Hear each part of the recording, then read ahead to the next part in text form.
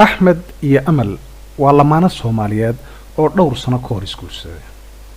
aroos weyn ayaa loo qabtay ehel iyo asxaabba ay ku indhadoogsadeen hase yeeshee dhowr sano kadib noloshoodii waxaa hadheeyay khilaafaad ba'an oo saameeyay markaa guurkoodii Amal waxay ka cabanaysaa inuu Axmed jeclayn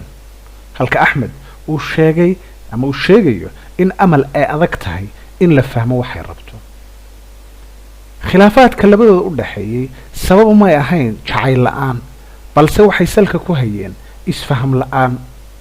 waxay labadooduba awoodi waayeen inay tarjuntaan oo fahmaan signaalada qofka kale oo bixinayo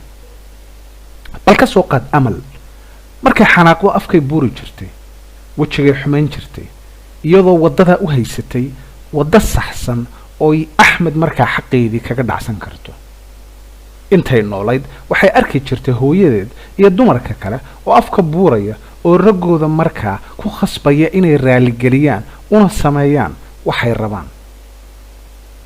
Axmed dhanka kale wuxuu ahaa nin jecel in ilkaha iyo hadalkaba la cadeeyo markuu arko in Amal ay afka buurayso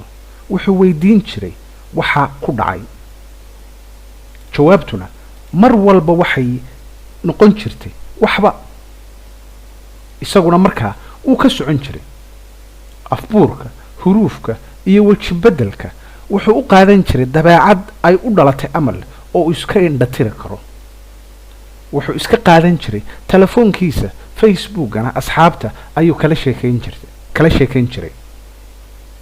taas oo markaa Amal ka sii xanaajin jirtay yaa khaldan tolo qofna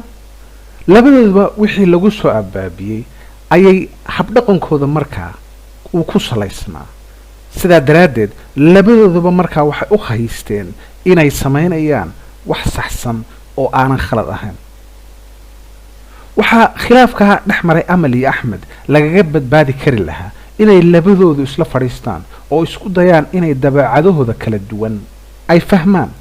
iskuna soo dhaweeyaan markaa dabeecadaha kala duwan ee labadoodu ay leeyihiin Axmed ayaa Amal weydiin kara waxay afka u buurayso wajigana u bedelayso waxba markay ku jawaabto ayuu weydiin karaa inay ka xanaaqsan tahay wax uu sameeyay ama khalad uu markaa galay marka la gaaro gunta oo la ogaado sababta xanaaqana waxa Amal loo sharxi karaa oo Axmed u sharxi karaa inay adag tahay in la qiyaaso dareenkeeda oo ay habboon tahay markaa in Amal dareemadeeda sida xanaaqa niyad jabka iyo dhaliishaba ay u rogto ereyo oo ay ka dhigto hadal waxa fudud in dareemada marka ereyo laga dhigo la fahmo waxaana sidoo kale adag in la garto in sababka afbuurku inuu yahay xanaaq ama xanuun ama sabab kale oo markaa Amal qabsaday ama in Axmed laga xanaaqsan yahay ama in qof kaleba laga xanaaqsan yahay balse